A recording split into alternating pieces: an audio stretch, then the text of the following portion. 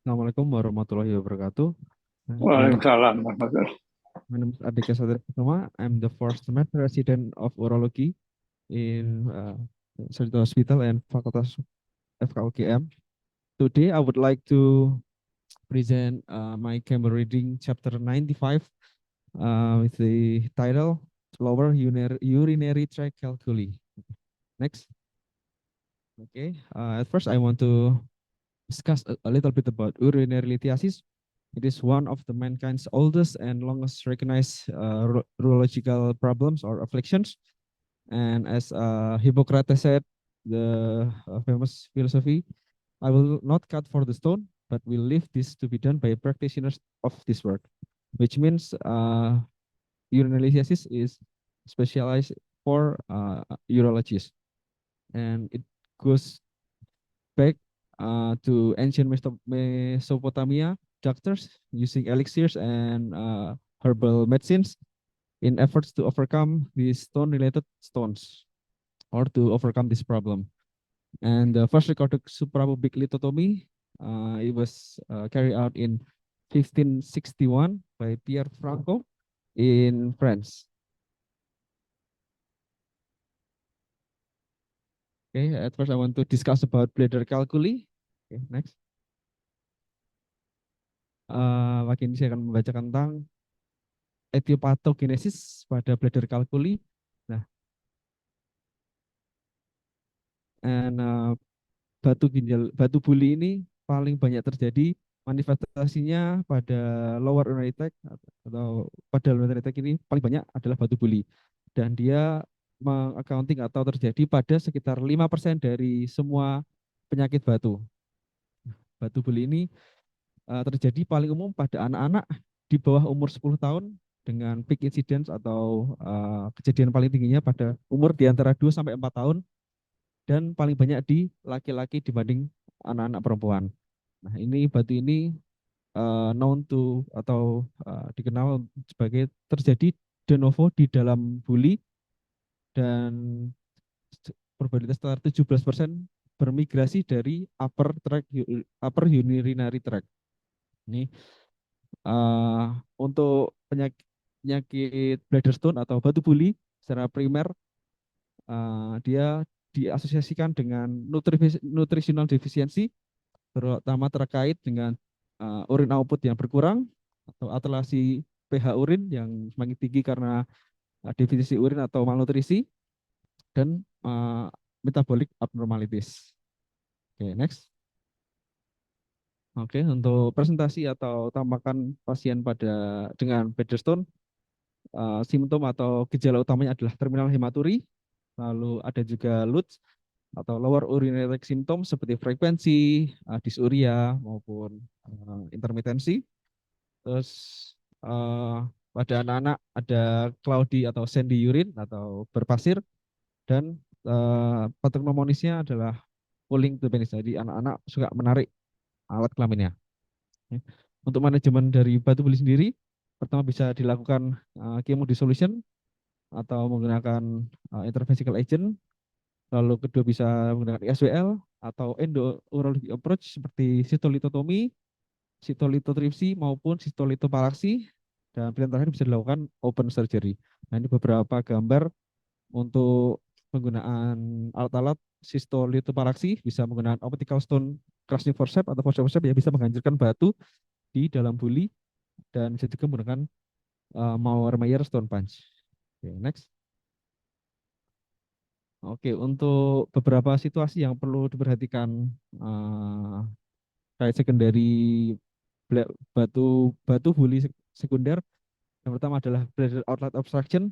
Nah, ini uh, terjadi karena incomplete emptying atau gagalnya pasien untuk membuang urin secara total maupun pasien tidak bisa membuang nodus atau fragmen-fragmen batu pada buli. Jadi terbentuknya, jadi nodus dan fragmen tersebut tertinggal di buli dan menjadi batu buli dan semakin membesar. Nah, ini terjadi pada sekitar 45 sampai 79% pasien dengan batu buli dan lebih dari 30%, satu dari tiga pasien dengan batu buli memiliki infeksi yang konkomitan pada bulinya. Lalu pada urinary depression dan Owen Bader atau depresi pasien-pasien dengan depresi urin, misalnya pasca radikalistektomi dengan UC maupun aliran konduit, dia memiliki karakteristik ada bacterial colonization atau infeksi dan metabolic abnormalities serta ada faktor-faktor anatomi dan struktural yang mempengaruhi dan membuat pembentukan batu lebih mudah pada lower urinary tract calculi. Lalu pada pasien-pasien dengan spinal cord injury, dengan pasien dengan kesulitan membuang atau evakuasi urin, ini dari onset pasien dengan spinal cord injury ini pembentukan batunya paling tinggi terjadi pada sekitar 3 bulan setelah injury atau 3 bulan setelah cedera dari spinal cord-nya sendiri. Dan ini dari semua pasien dengan spinal cord injury dan kesulitan dalam membuang dalam BAK memiliki 15-30% kemungkinan terbentuknya minimal satu batu pada lower urinary tract. Next. Lalu selanjutnya saya membahas tentang batu pada uretra. Dan ini secara patogenesis dan komposisinya paling banyak dia adalah migratory stone atau batu yang turun dari upper urinary tract dan segala patologi pada uretra dapat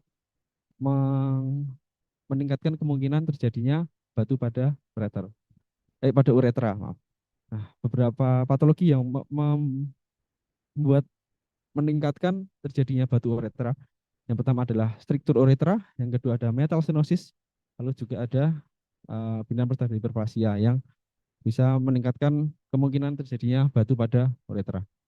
Oke, ini ada gambar, ya gambar yang kiri itu ada tampakan batu yang impacted pada uretra pars bulbomembranaceae dan yang di kanannya ada percobaan untuk penghancuran batu menggunakan laser. Untuk clinical presentation atau simptom, gejala-gejala dan evaluasi gimana untuk pasien-pasien dengan batu uretra. Yang pertama, yang akan mengalami sudden pain atau nyeri mendadak karena batu yang terimpaksi atau yang nyangkut di uretra. Dan kedua bisa terjadi akut painful retention atau retensi urin yang nyeri dan akut pada pasien yang baru turun atau migrasi batunya ke uretra.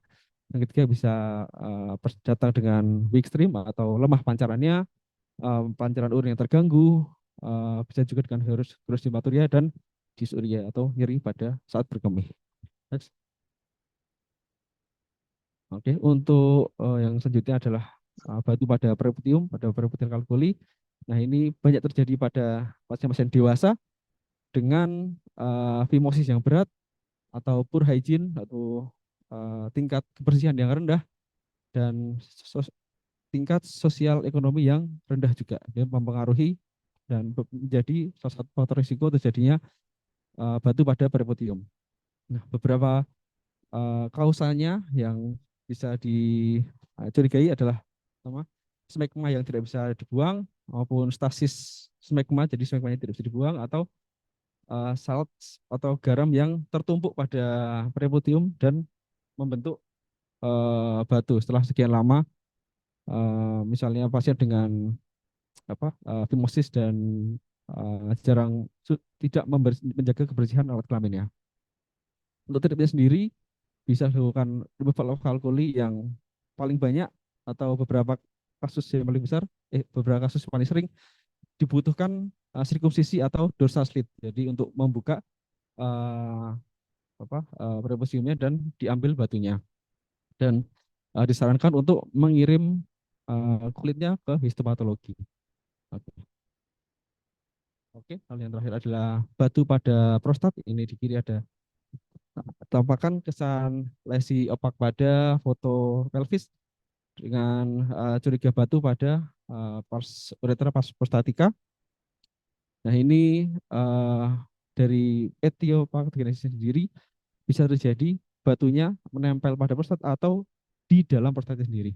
Nah, untuk pasien clinical presentation, jadi pasien datang dengan uh, keluhan yang sama, LUTS dan lain-lain. Lalu untuk prevalensinya pada BPH ini ditemukan lebih tinggi kemungkinan terjadinya batu atau prostatic alkali pada prostat. Terus untuk selain BPH sendiri bisa juga prostatitis yang bisa meningkatkan terjadinya batu pada prostat. Nah, untuk manajemen dan evaluasinya bisa dilakukan atau dilihat langsung melalui transurectal ultrasound atau TRUS, jadi menggunakan USG transrektal. Dan untuk manajemennya bisa ditangani dengan TURP atau transurethral resection of prostate. Jadi sekalian diambil BPH-nya, sekalian batunya juga diangkat atau di remove. Oke, next.